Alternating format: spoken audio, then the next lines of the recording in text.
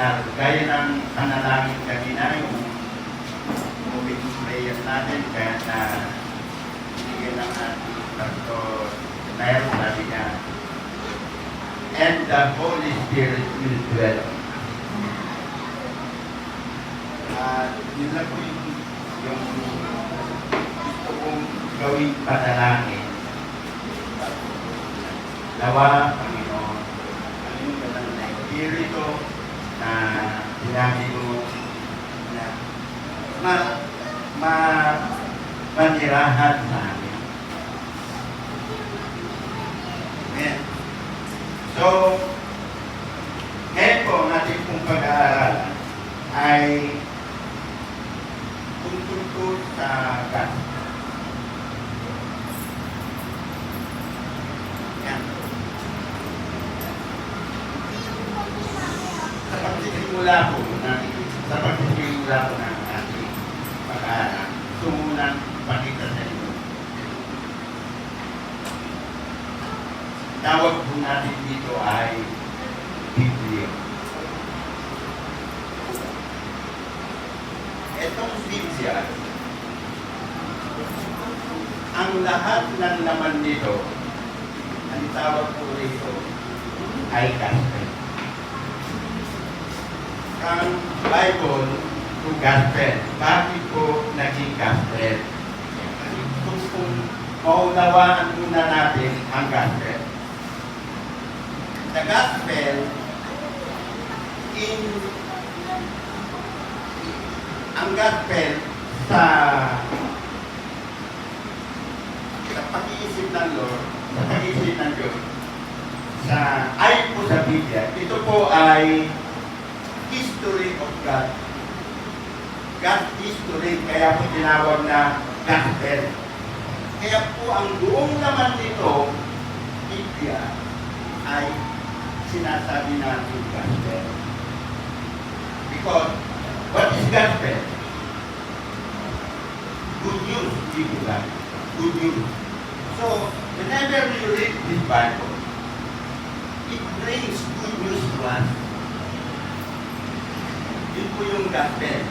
Kaya nga po, ang talagang pinakaano nito is the history of God.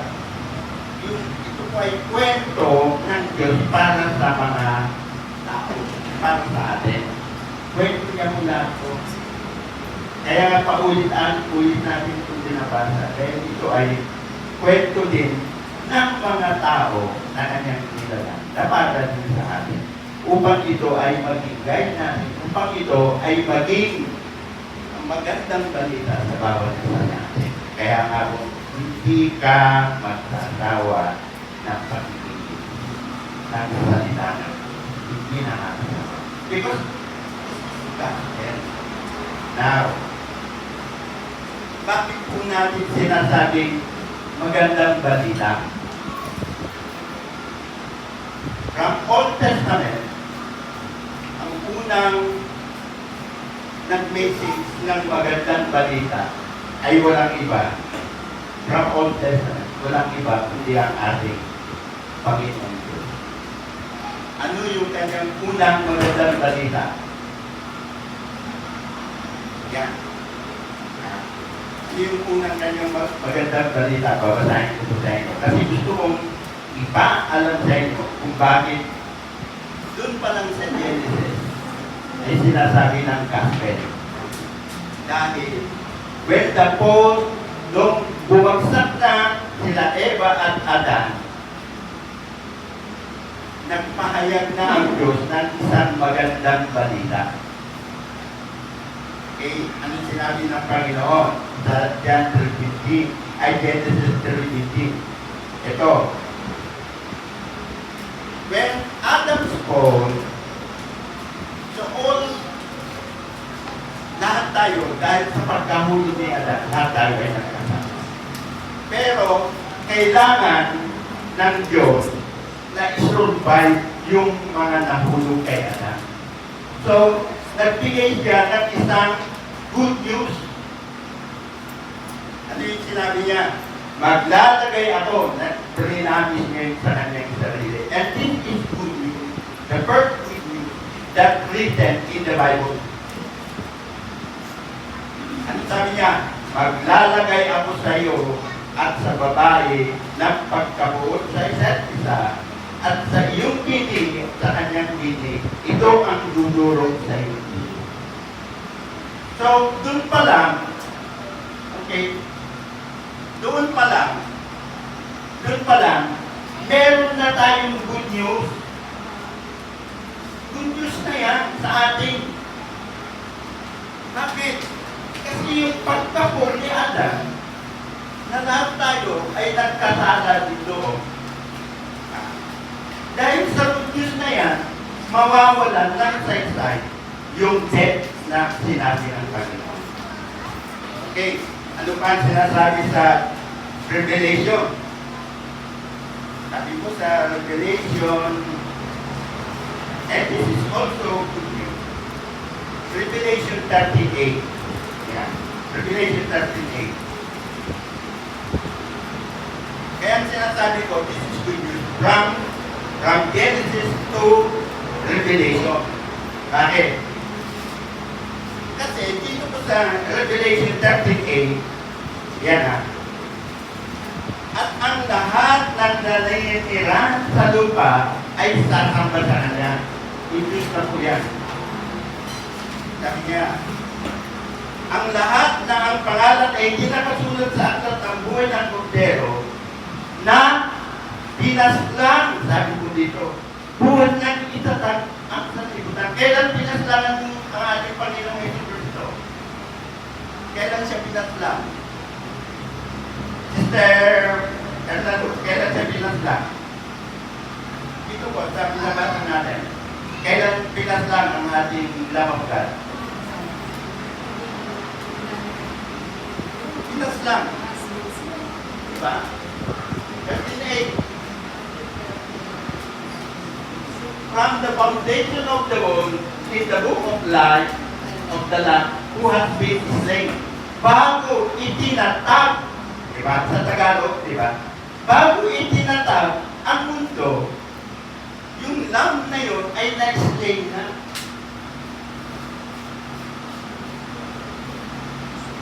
Oh. Diba? Isipin niyo yan. Unang-una, yung sinabi niya at ipapanganak ang isang babae at manganganak ang isang babae at ilangang ating Panginoon. He will restore the mankind. He will restore mankind. Pagkatapos, yung ating lagi sinasabi na si Jesus ay pilas lang, namatay sa isang Kalbaryo. Sa ating Diyos, bago pa itinatag ang mundo, pilas lang na.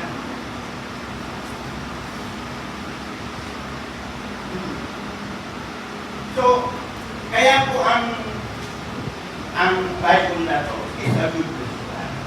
Good news po. Kaya po ang tawag natin dito is gospel. So, gusto ko lang pong ipanglawa. Kasi ang pag-aaralan po natin ngayon ay tungkol po sa magandang balita na tatawag na Panginoon. Okay? Ito po yung introduction ko na. Ang lahat po tayo, ang tawag sa atin ay tao. Ganun po nagsasabi na tayo daw ay sa science, ano tawag sa atin? We are the highest form of animal. Hindi ko ito yun. Kung kayo maniwala, wala po yan sa Biblia. We are human, not animal. Kaya pag may nag-aano na we are the highest form of animal, ikaw lang yung hindi. Human po ako. Kaya lahat tayo ay tao. Ang tawag sa atin ay tao. At lahat ng tao ay iisa ayon sa kalikasan. Lahat tayo, iisa ang ating kalikasan at iisa ang ating pangangailangan. Nilikha ng Diyos ang tao na galing sa iisang dugo. Iisang dugo lang po yung pinanggalingan natin. Bagamat pagdating na sa mga may blood A, may blood B, may type of type A, type A. Pero, ang pinanggalingan natin ay isang dugo. Kung tayo po talaga ay nagpapanalo. We came only from Allah. Okay? Ngunit, magkakaiba tayo pagdating sa ating kakayanan. Doon lang po tayo nagkakaiba. Personality. Kakaiba rin pagdating kung paano natin ipinapayag ang ating saloobin sa Diyos. At ito ay walang nalunan. Lahat tayo. Meron po tayong saloobin sa Diyos. At iba-iba tayo. Hindi yung faith ko at yung faith ni Sister Madel, magkaparehas kami. Magkaiba kami. Ang faith ni Sister, magkaiba rin Sister Madel. Magkaiba tayo ng faith pagdating sa Diyos. Okay? Ngunit, lahat ng tao ay mayroong isang problema. Lahat tayo, meron po tayong iisang problema. Sapagkat lahat ng tao ay nahulog at the same time. We fail in Adam. Yun po yung naging problema natin. Nagkaroon po tayo ng problema. Kaya po lahat ng tao nagsisikap ng kaligtasan. Dahil tayo po ay nahulog nung si Adan Eva ay nahulog doon sa okay? At ang naging kahinatnan ng pagpahulog had the same effect of all of us. Naapektuhan mo lahat tayo. Nung pagkahulog ni Adan, lahat tayo naapektuhan. Kaya po tayo may isang problema. Yun yung problema natin. Naapektuhan tayo. Huwag sabihin ng isang Kristiyano na hindi ka apektado doon sa pagkahulog ni Adan, doon sa Genesis. Apektado ba? Okay? At ang tawag natin doon sa pagkahulog na yon ay sin. Yan. Okay. Mr. I-ano mo yung sin. Okay? Ang tawag doon, nung nahulog sila Eva at Adan, ang tawag doon ay sin. I remember, minsan nag-figure dito siya, si Pastor Ismael. Sinabi ni Pastor Ismael, heaven. Naalala mo ba yung print mo? Heavens na may S. Diba? Sinabi mo noon, maraming heavens. Ito naman, sin na walang S. Kaya ko sinasabi sa iyo, kasi ikaw naiintindihan mo yung sinabi mong heaven. Ito naman, pag sinabi mong sin, ano na yan? Ha? Singular. Singular. Tama ka. Singular na lang yan. Diba? So, pag-iisipin mo, yung palang gustong ipatawad sa inyo ay singular lang. Wala pang ibang mga kasalanan. Nawain po natin ito. Singular. Hindi po sins. Kaya nga po minsan kung tayo nagkaroon ng mga prayer meeting, sinabi mo nga, lagi ko kung inihingi niyang sin na yan. Iisa lang ang sinasabi ng Diyos, sinasabi ni Kristo. Okay, bibigyan ko kayo ng isang talata. Sa John 1:29. Okay, tingnan nyo, hanggang 1:29. Bakit singular? Okay. The next day, tingnan niyo po he saw Jesus, nagsasalita po dito si John. Sabi niyo John, nakita niya si Jesus. Coming to him and said, Behold, sabi niya, the Lamb of God who take away the singular. Singular. Oh, di po ba? Ito po, isa po itong magandang pag-aaral sa bawat isa. Who take away the sin of the world. Kaya meron lang po tayong iisang kasalanan na pinapatawad ng Diyos ng ating Panginoon. The other na ginagawa natin, because yung sin na yun, once na napatawad na ng Diyos na yun, ma-explain na po lahat ng sin na iyong ginagawa.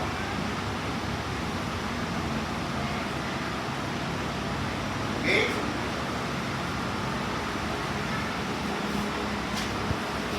Alam niyo po, mahaba-haba po. Which, and the consequence, ito na po, and the consequences of that point have the same effect on all of us. And we call it sin.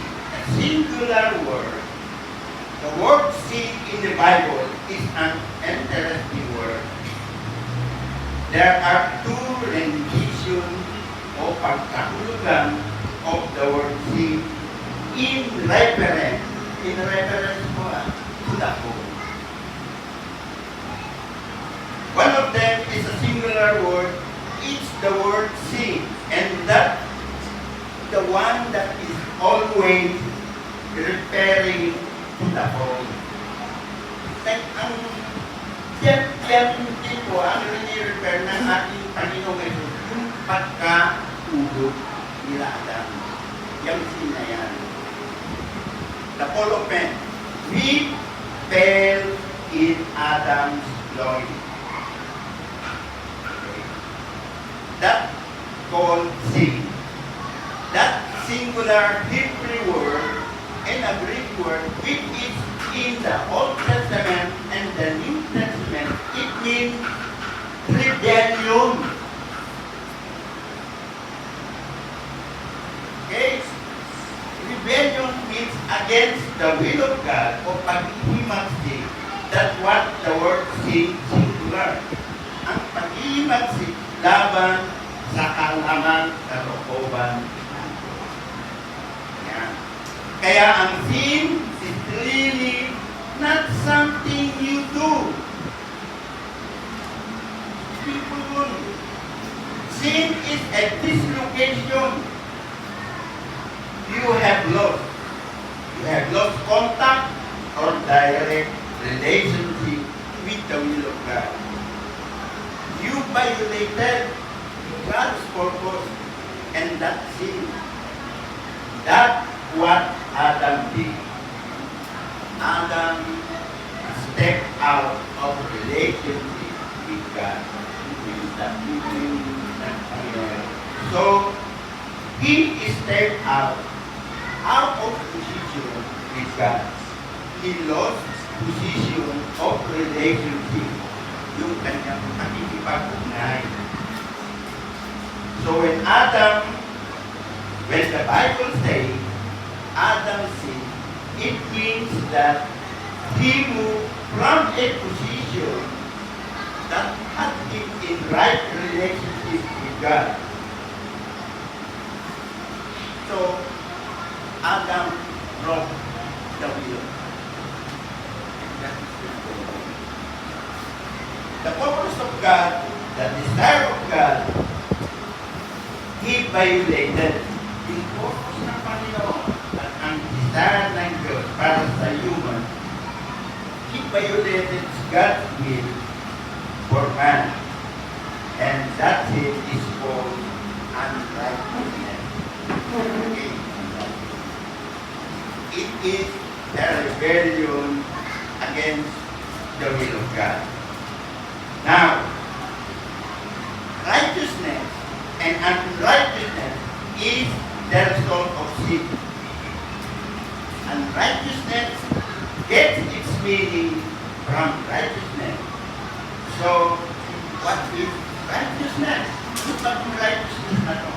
Righteousness from the word right, obviously, but that's not a theological word. Righteous is a legal word. It's found in the court. In the Bible is very clear because the Bible is a legal book. In the sense as it relates to God. In the sense as it relates to God. God's deal is right. So the word righteous has to do with the right position. Kaya kailangan yung right position. Pero po ako naging sample dito. Ginawa ko ang sample dahil isang nag-prayer meeting tayo. Wednesday prayer meeting natin. Sinalakay ni Pastor John yung Kohay. Kohay pa yun? Tawag ko yung Kohay. Okay. Sinalakay niya yung Kohay. Ito pong mga Kohay, ito po yung mga naglilingkod sa Diyos doon po sa tabernacle niya. Mga naglilingkod. Sila yung taga-ayos. Anytime na lilipat sila sa isang lugar, kunyari, lilipat sila, magtatayo ulit ng makikipagtipat ulit ang Diyos. Ayusin nila yung tabernacle. Sila ang mag-aayos. Itong mga buhat na po. Napakaganda po ng kanilang kinalalagyan. Pero isang araw, itong mga na to, sabi yan, kinilog niya yung lahat ng 250 men nakasama doon yung hindi ni Ruben. At tinutulong out nila, nagre-rebellion sila kay Moises. Yung po yung talagang point mo namin, nagre-rebel sila kay Moises. Dahil ang Diyos naman ay talagang itinatag niya, inanoint niya si Moises na bilang magiging pinuno sa kanilang paglalakbay sa wilderness.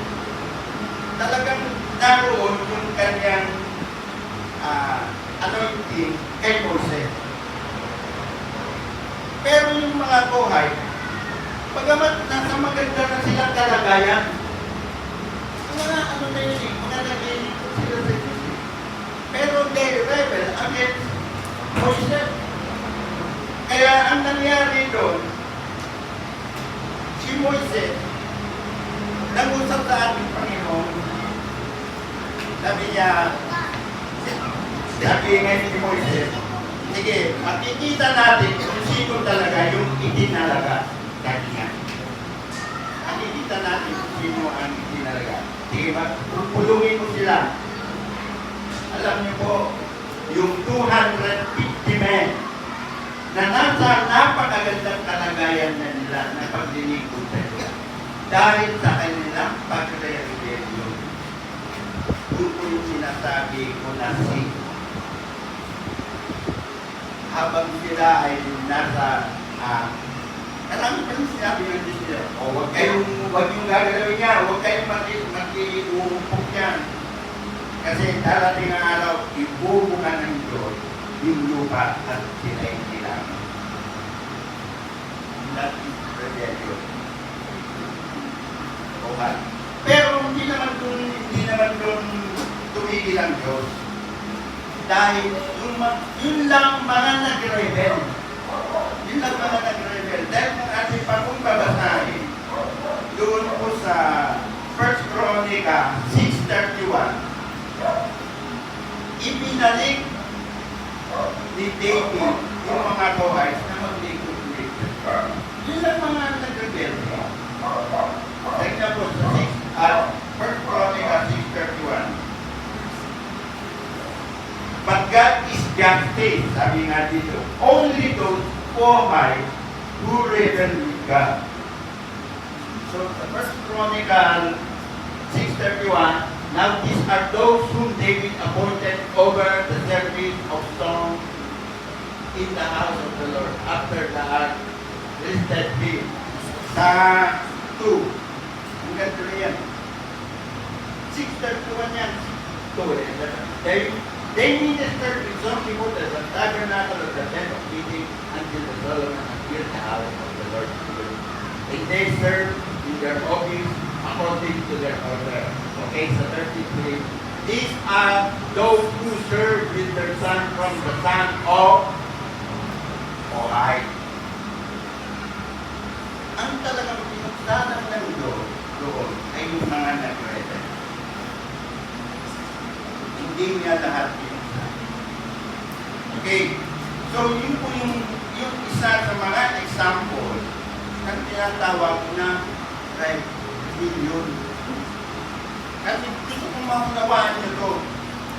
Kaya nga po ang sinasabi dyan kung bakit sinabi ng ating Panginoon, the Lamb of God to take away the sin. It referred only to the rebellion person. Kung ikaw ay nanghimagsi sa ating Panginoon at ikaw ay mag-repent, babaguhin na kapatawagin ng kasalanan. Rebellion. Okay. So God is justice. God restored all height in ministering the dwelling place of tabernacle. So to be righteous means to be in right positioning. Kailangan nasa right positioning ka with authority. In this case, ibig sabihin, with authority, in right authority, with God. Yan po yung sinasabi na. So, to be righteous, then has nothing to do with how we drive. It means to be located properly. You are located in a position where you have access to authority. You have done nothing wrong to block your relationship. That is righteousness. Pag ikaw ay righteous sa ating Panginoon, ano man ang binibig, walang pwedeng mag-block doon sa pagsisimula.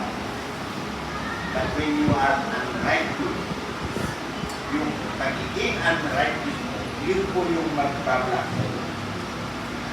So to be unrighteous, that is obvious.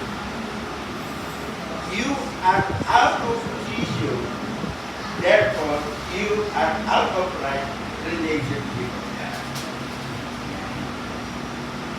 So unrighteous person is a person who is not rightly related to authority.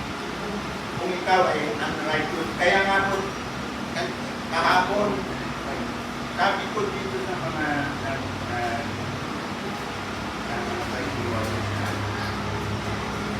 alam nyo, pag pumusok kayo, kailangan alamin nyo na nasa tamang ang kalagayan sa Diyos. Hindi yung pag-iisip mo na dahil sa marunong ka lang puso, o kaya nakapokus ka lang dito sa pag-iilanan, nakapokus ka lang sa pag-aawit. Hindi lang kasi sabi ko sa kanila, habang pumusok ko, kaya hindi mo ba nakikita na meron kapapaluhan na pagkalang tapos tinitingnan nyo, hindi kayo katulad nung pinutugan. Kasi hinahanap lang doon yung tamang posisyon mo sa kanya. So, yun nga po yung sinasabi ko. No?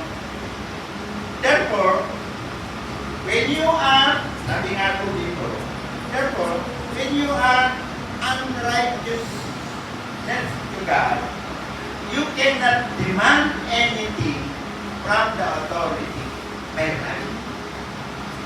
Meron kang gusto na talagang ipinaramis din tayo ng Diyos. Kung ikaw ay unrighteous, hindi ka makakaliman sa Kanya. Okay. When you are unrighteous, you are illegal. It's word from the court of law. Ito po, kasi sa court of, kasi ang sinasabi ko dito, ang Bible is legal. Legal po. Kung paano ang ating court ay ganun din kaligal ang ating truth. He is dealing with right. Kaya pag ikaw ay unrighteousness ka na sa Kanya, it simply means you have no right to make demand. Okay? Remember, when Adam lost in Genesis 3, 6, and 7, pakitlas mo na. When Adam's lost in Genesis 3, 6, and 7. Okay, dito po, medyo magkano tayo dito mag-aaral. Sabi po sa Genesis, when the woman saw that it was good for food, and that it was a delight to the eye, and that the tree was desirable to make one wife, she took from its fruit and ate, and she gave also to her husband with her, and he ate. Then, 7. Then the eyes of both of them were opened, and they knew that they were naked, and they sewed things together, made themselves glowing over. So, makikita po natin yan na sila ay nagkasala. When Adam sinned, some strange things took place. Adam broke the word of God. He disobeyed. That means he violated or disobeyed. He violated the command of God that keep him in good relationship with God. Okay? God says in Genesis 2:17, yan. 2:17, in Genesis. Sabi ng ating Panginoon, ito po yung kanilang pinahilate. But from the tree of the knowledge of good and evil, you shall not eat. For in the day that you will eat, from it you will surely die. Ito na po. From that day, hindi niya sinabing tomorrow. Nag-promise ang ating Panginoon sila Eva at Adan, from sa oras na kinain mo, kayo ay mamamatay. Okay. And yet, Adam lived 930 years after he ate the fruit. Tingnan niyo po sinabi ng Diyos, sa oras na kinain mo yan, sa oras din yun, mamamatay ka. Ngunit bakit? Si Adam, magmula nung kinain niya yung prutas na yun, namuhay pa siya ng 930 years. 930 years. Pero ang sinabi ng Diyos, mamamatay ka. And God said, the day you eat, you're dead. But yet, He lived for 930 years. So, there was a confusing statement for us to learn. Kasi yun ang dapat natin maunawaan. At narito na po tayo sa pinakapulo ng ating pag-aaral. God said, He will die the day He eats. And yet, He lived for 930 years after He is. But as for us, God concerned, He was dead. Ngunit sa Diyos, sa harap ng Diyos, sila Eva at Adan nang kinain ng dilay. Patay na sila Eva. Sa Diyos yun. Okay? Then, we must understand then that death to God has nothing to do with the disintegration o pagkawasan of our physical body. That's not death to God. Yung pagkamatay mo ng physical, hindi po yun ang sinutukoy ng Diyos na kamatayan. Doon sa paglabag nila, sa pagkain nila, doon sa putas yung pinaglalabag. So what is death? Death to God is separation from His Spirit. Yan. Akaralan po natin yan. Separation from His Spirit. That death to God. Yan ang sinasabi ng Diyos. Yan ang uli ng kamatayan na sinasabi ng Diyos. You are separated na sa Diyos. Okay. So that is when the Holy Spirit leaves man's spirit and the man is isolated from God. Isolated na siya. God's call that death. Ang tawag ng Panginoon doon ay so when you don't have the Holy Spirit which connect you back to God in right relationship, then you are a dead presently to God. That means every baby born in the world after Adam's sin was born without the Holy Spirit. Kaya, therefore, the baby was born dead, and so we are. Lahat tayo sa paningin ng Diyos, patay tayo. Kasi, yung Holy Spirit ng Diyos, na-separate, na-isolate na tayo. Bakit? We are all contaminated by the sin that has been made by Adam. And that is why Jesus said, He that received the Holy Spirit received life. Sa John 20:22.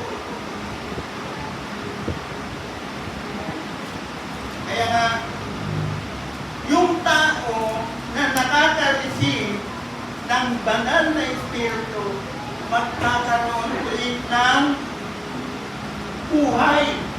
Hindi siya mamamatay na sa harapan ng Diyos. Kaya nga po dito, He breathed and then sila'y hininga niya. Okay? Sa John 20:22 na ilagay mo. Kasi gusto ko mabasa. And when He had said this, He breathed on them and said to them, receive the Holy Spirit.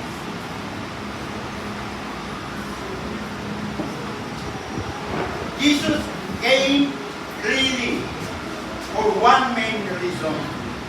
Pumunta dito ang ating Panginoon sa iisang reason. Really one reason. He had objective, and that is to get the Holy Spirit back inside of human. Yun lang po ang pinaka-main purpose ng ating Panginoon to get back the Holy Spirit back inside to all of us. Wala na siyang ibang adhikain. Kaya yung mga pinipreach natin na mga blood, makikita po, pag-aralan din natin, yung mga blood, yung mga Calvary na yan, hindi po yun ang main reason, objective of God. Kaya po po inaaraw sa inyo ang Holy Spirit. Kasi gusto kong maipatuong, maituong sa inyong isipan na ang talagang layunin at project ng ating Panginoon ay may balik ang banal na Espiritu sa bawat isa sa atin. Kung ano naman yung mga pinipili. Tama yun. Calvary. There are all means of the end. That yun ay means para dun sa ikatutupad na muling maibalik sa atin ang banal na Espiritu. Okay. Jesus came really for one main reason, and to get back the Holy Spirit back inside of the human. The only thing that Adam lost when he disobeyed God was the Holy Spirit. Yun kasi ang gusto kong malaman kung bakit ang sinasabi dyan ay sin. Hindi sins na may help. But that was everything. Kasi, pag ang banal na Espiritu ay naibalik sa atin, yung kinanta natin, lahat-lahat nasa atin na. Wala ka nang hahanapin pa.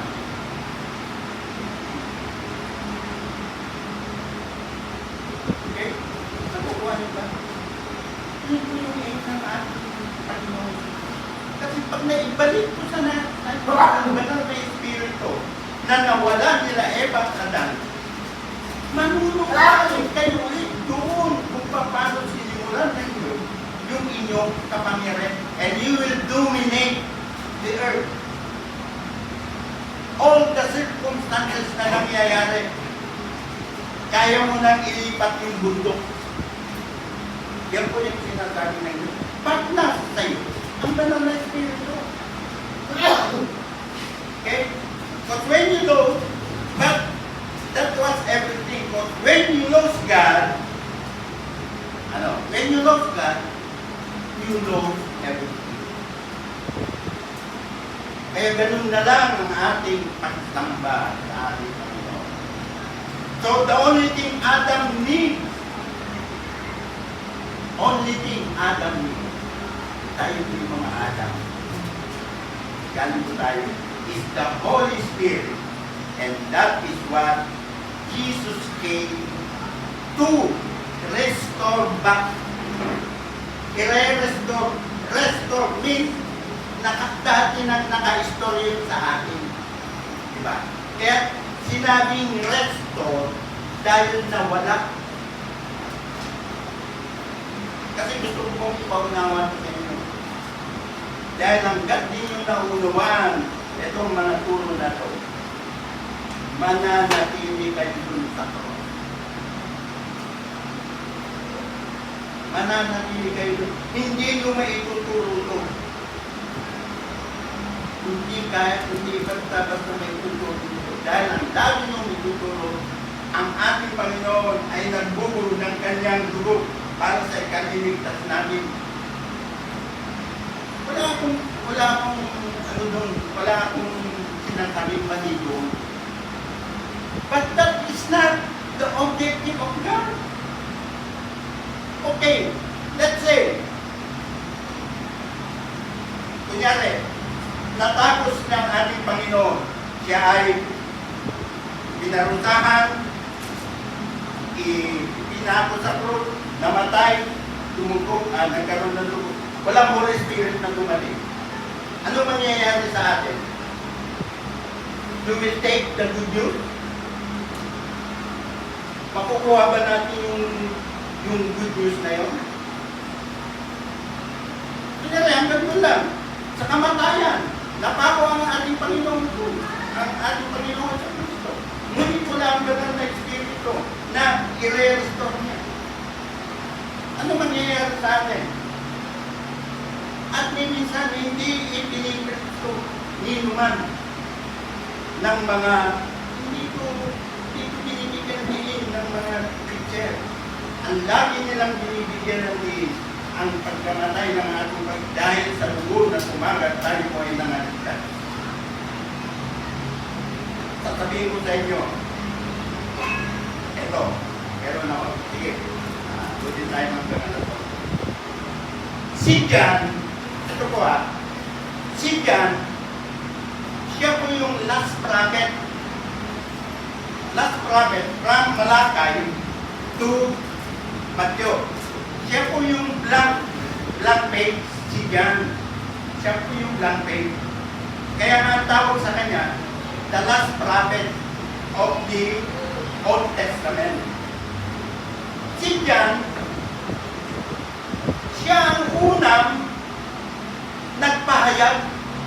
Siya ang nagpahayag kay Kristo. Sabi niya, repent for that dahil si Jesus ay darating na. So ano ang naging layunin ni John? Sinabi ni John, magsisi na kayo dahil malapit na ang kaharian ng Diyos. Yan ang sinasabi ni John. Wala na siyang ibang layunin. Ang pinaparating niya lang sa tao ay magsisi. Bakit? Dahil siya hindi kayang magpatawad. Hindi niya kayang alisin yung ating mga kasalanan. Kung bakit, si John, wala siyang ibang sinasabi, kundi magsisi na kayo. Prepare the way of the Lord. Ihanda niyo pagkakdalan na natin. Kailangan magsisi na kayo. Yun ang laging sinasabi ni John, magsisi. Dahil pag ikaw ay nakapagsisi na, darating na ang ating Panginoon. Ano ang gagawin na ng Panginoon? Aalisin niya na yung papatawarin na ang iyong kasalanan. Kaya combine si John dito. Pero unang lumabas si John. Kasi para siya magbigay ng pahiwatig, yun ang piniprit niya. He preached the gospel. Sabi niya, prepare the way of the Lord. Magsisi na kayo. Nung dumating ang ating Panginoon, sabi doon, eto na ang sabi niya, eto na yung love of God to take away the sin. Combine. Okay? So if you read the Old Testament, you will notice that the Holy Spirit could not enter the people. Pag basahin mo man ang buong Old Testament, wala kang makikita na ang Diyos ay nanirahan sa mga prophet. Wala. He could not enter the people. He would come upon the human and then they will prophesy or they will have strength. Darating lang ang ating Panginoon pero hindi pumapasok. He accompanied them. Or they will do miracles and then He will leave. Pagkatapos nun, pag nakagawa na siya ng mga miracles, yung mga gustong gawin na rin, aalis ulit ang Diyos. Yung Holy Spirit, umaalis ulit. And then you will come upon them again. And they will perform great act of prophecy. And then you will leave. And so the prophet keep using the phrase all through the Old Testament. Ano yung phrase na ginagamit ng mga prophet? The word of the Lord come unto me. Wala ka pong mababasa na ang Diyos ay sumasabi. The word of the Lord, yung salita ng Diyos, come unto me.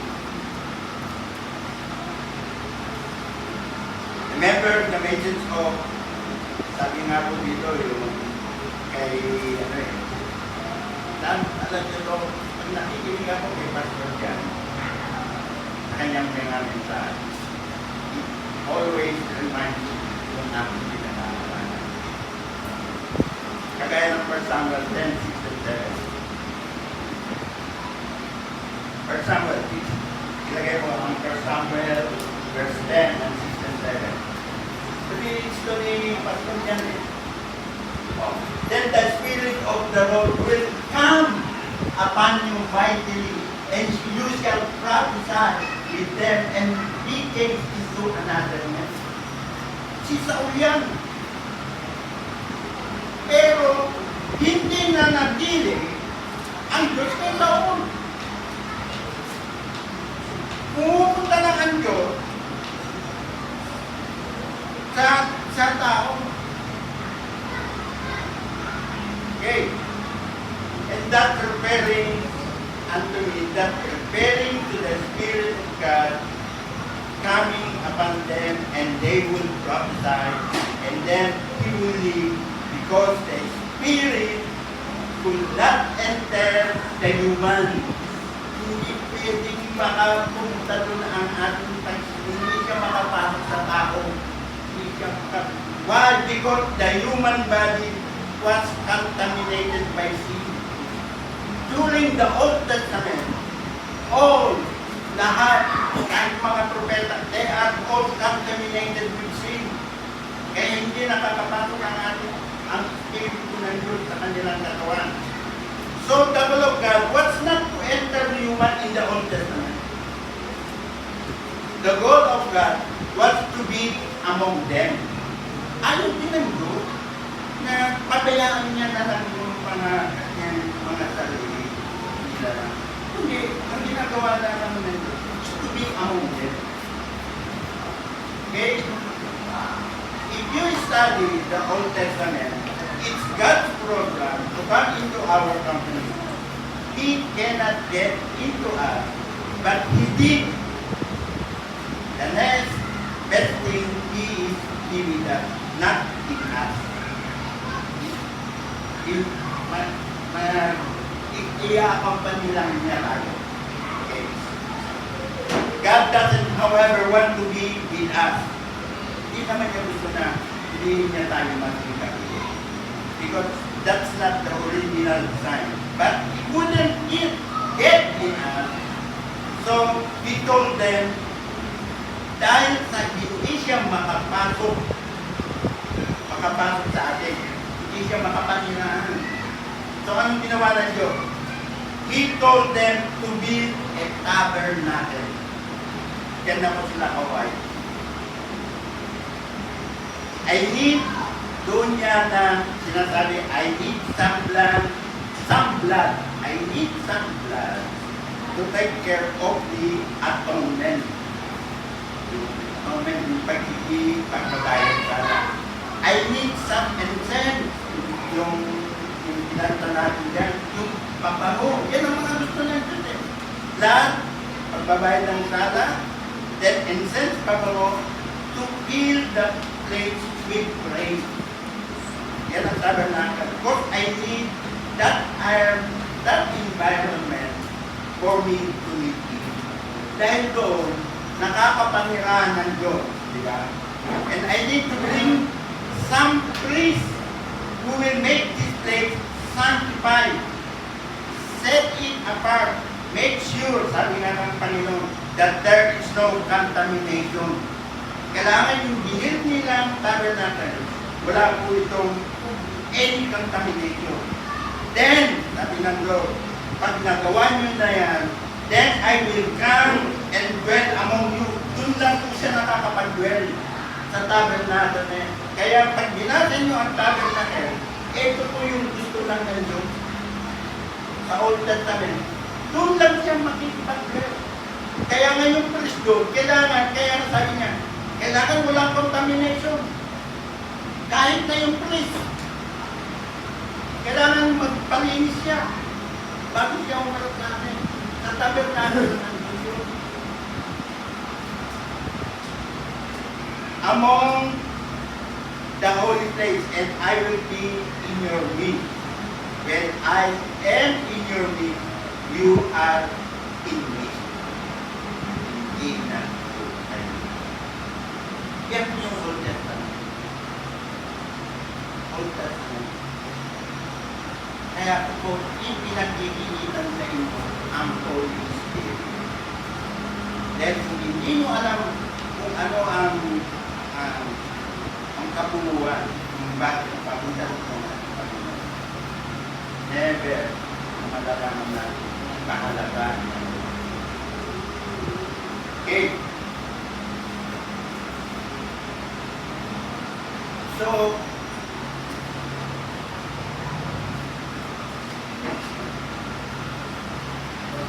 okay, nasa baba.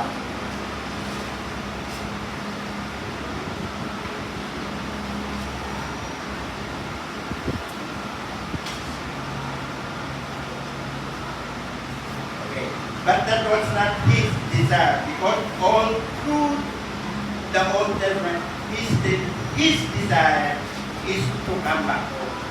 Ito na.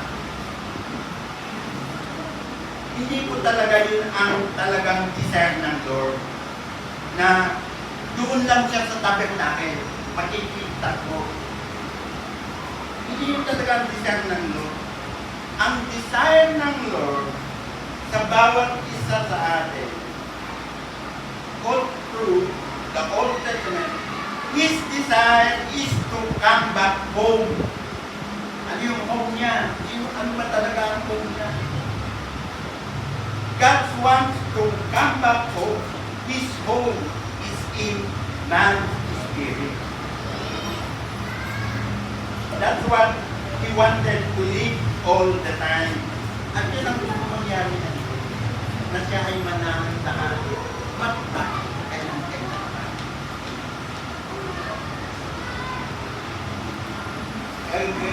Kaya, kung ang sinasabi ko, Jesus came to restore the. Okay, sinabi mo. Why? Bakit ito? Why Jesus called John the greatest prophet of the Old Testament?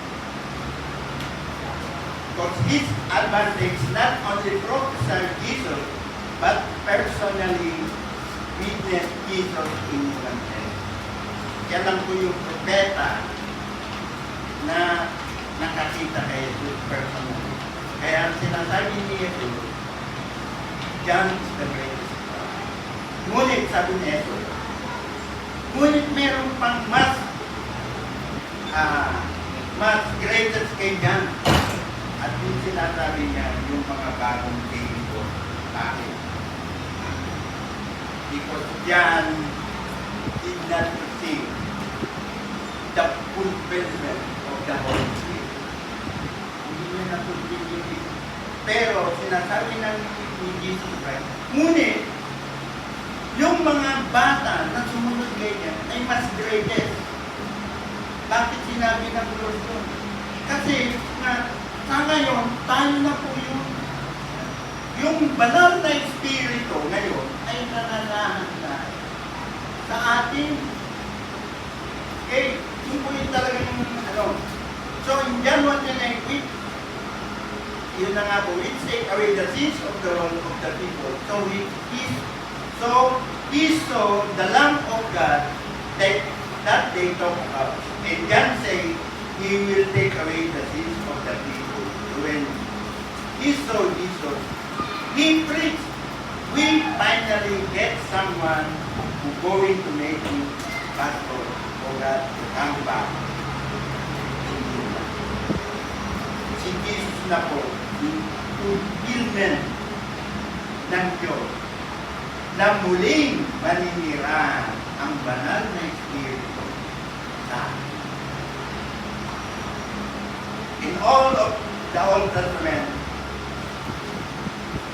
Testament, the goat, the sheep, the calf, the dove, and all the animals take it possible for God to come among them.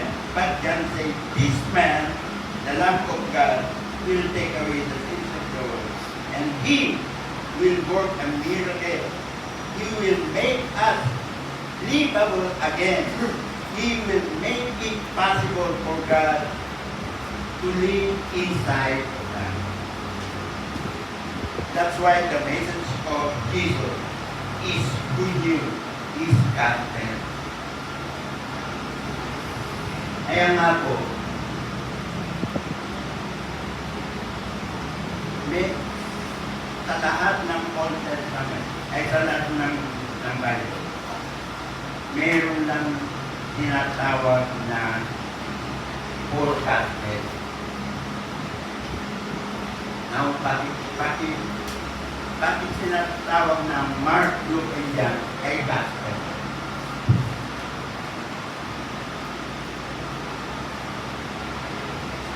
Diba? Naisip niyo ba kung bakit ang tawag sa Mark, Luke, and John ay for gospel? Bakit sinatawag na good news? Lahat po ng mga may tinatawag din kasi Gospel of James. Gospel of James. Gospel of... Pero itong four gospel na po, ito yung tinatawag na true gospel. Bakit true gospel ang Mark 2? Because Jesus personally made a message. Siya po yung talagang nagme-mensahe na in human body. Kaya po nga po pinagtitipitan ang Mark, Luke, and John. Sabi nila, marami pa gospel na. Oh, tama. Pero dito, kaya po pinagtitipitan to, kasi mismo si Jesus, ang siyang nagme-mensahe, hindi nila kasi makuha yun eh. Tayo ko ng mga ano eh, kasi dito kong pagdating sa pagtuturo, ito na. Sige, puntahan lang yung ibang wala doon. Kaya nga po, ang the only good news na makikita mo ay doon Matthew. Dahil mismo ang ating Panginoon ang siyang kapitbahay tungkol sa Diyos. Okay? Now, alam niyo po, marami pa ito. Pero gusto ko na kung tapusin. The real meaning of good news or gospel, evangelium, in the Greek or gospel in English, which means good news. The good news is the kingdom, the dominion of the King of Heaven can take up residence again in human. Yan po talaga yung good news. Na ang banal na Espiritu ay muling manirahan sa atin. Ito yung good news. We don't have to look for God anymore. God came looking for us. We don't need to try and bring God down anymore. He came down by Himself. We don't need lamb and goats and sheep and blood and tabernacle and incense and bread and wine and all the stuff to try to get God in our presence. God has sent His own lamb with His own incense and is going to put His blood on the altar. He's going to clean us and then He will live on us again. But He will clean even our body and our conscience will be sprinkled clean by the blood of Jesus. There will be no need for another sacrifice. He will do such a good job that the Holy Ghost will not just come among us, but He will come in us again like He is right now inside of me, and thank God for Jesus. Kaya nga po ako nagpapasalamat sa inyo. Kasi kung nasa Old Testament tayo, ang dinadalaw lang ng Diyos ay yung kanyang mga prophet. Pero ngayon, lahat na tayo naninirahan na ang Diyos sa atin. Hindi na siya namimili. Ang pipiliin ko lang na pupuntahan si Pastor Ismael. Hindi na po gano'n ang Diyos kayo. Lahat tayo pwede na. At yan ang good news. Ay, pinagdidiinan ko ang good news. Kasi hindi niyo naiintindihan kung ano talaga ang good news eh. Ang dami sa akin, hindi ko may ninaano. Kasi kanya-kanya tayo. Pero sinasabi ko lang ito. Let's say, kung andun lang tayo sa Calvary, walang Holy Spirit, ano ang good news? Wala.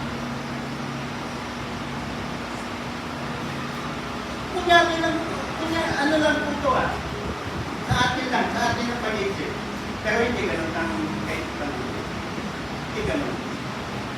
Bilang isang example ko lang. Kung hanggang doon lang tayo sa Calvary at hindi natin inaano yung Holy Spirit, hindi makakatayo si Brother Ismael dito sa kung wala sa kanya ang gano'n. Ganon din ako. At ganon din lang tayo. Without the Holy Spirit na ipinagkaloob ng ating Panginoong Hesus Kristo sa bawat isa sa atin. Kaya nasabi niya, bago kayo mangaral wait for the Holy Spirit to come with you. Hintay nila ang Holy Spirit. Sila Peter, yan. Nung Holy Spirit at the Pentecost, nag-pour out yung Holy Spirit. Kasi hintay nila eh. Nung na-pour out na sa kanila yung Spirit, si John at saka si Pedro, papunta sa church para nakadaan sila ng isang kulog dito. Sabi ni John, wala kami. Ngunit isang bagay na meron kami, yung Holy Spirit na nasa kanila. But the Holy Spirit, which is in us.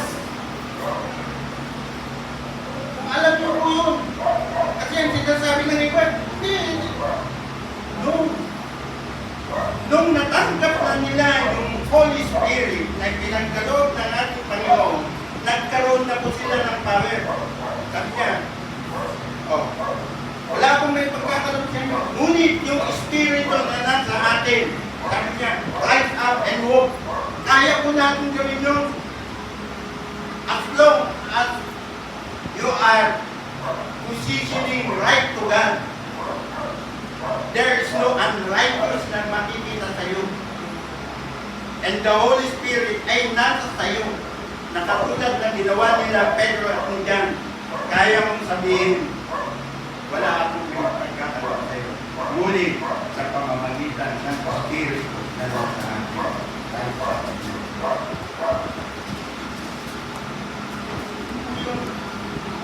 Kaya napakahalaga yung ipinagkaroon, yung ipinuntan dito ng ating Panginoon para ibalik sa atin yung death na ginawa nila Adam.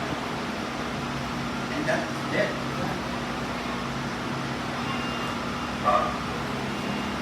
Okay? Yun lang po. Marami pa po. Kaya po na kasi yung asawa ko na. Pero gusto ko lang po kasi maunawaan. It's not the God. Alam mo po kasi pag nakikinig ako ng preaching, nakikinig ako ng mas mataas yung Calvary kaysa yung Holy Spirit. Yung pagtuturo, mas tinataas nila yung Calvary kaysa yung Holy Spirit na ituro. Mas gusto nilang ituro yung Calvary kaysa yung Holy Spirit. dapat kasi malaman natin ang Holy Spirit, the power of the Holy Spirit. Pag nalaman mo yung power of the Holy Spirit, all things, lahat, nasa iyo na. Hindi ka na maghahanap.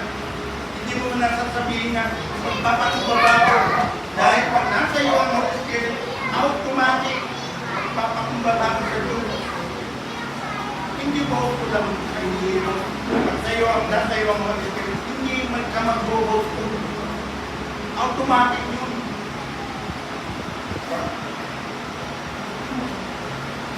Okay. Nawa po ay namuha natin yung ating pag-aaral. Nawa natin. At next, ipagpapatuloy ko ako. Mag-aaral po tayo. Mag-aaral. So that at bawal Lord, maraming akong salamat sa iyo. Ito na akong pagpapatuloy. Lord, maraming yung binagyan mo, Panginoon, na hindi sa tuloy ito.